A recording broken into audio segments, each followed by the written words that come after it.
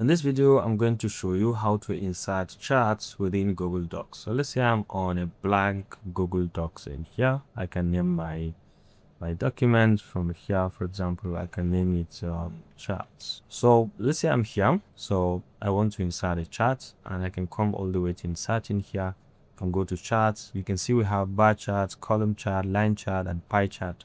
And you can insert from a working sheet that you have outside of Docs.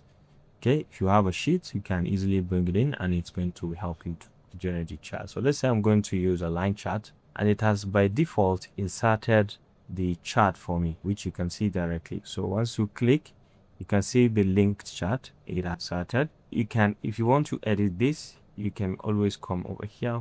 So if you need to edit this chart, you can always come to this linked chart. You can click on this three dot and then you can see open source, and it's going to bring you over to where you have it in the sheets folder. Okay, so you can see team 1, team 2, team 3. You can change this to however you want it.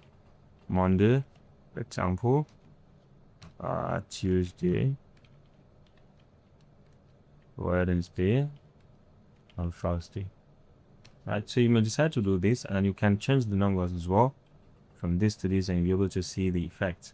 Now, when you go back to the chart, to the docs, you'll be able to see that that has also been, it has not been updated. So if you want to update from here, you can click on update and you can see it has just been updated.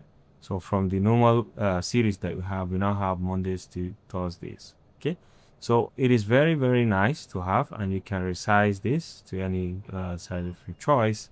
Can decide to play around and take it somewhere if you're interested. So let's say we want to add another one down here, and it's going to be from let's say a bar chart. Okay, bar chart. You can see the default. You can edit in sheet, and then you can decide to bring it down. So you can decide to select and bring it down, and then you can play around with the details as well. If you are okay, you can get back. You can always update. Fantastic. So if you want, you can upload anything. If you have your data outside, also can do that. You can come to insert chart and say from sheets. Okay, so assuming you have a sheet that contains some data, you can use this.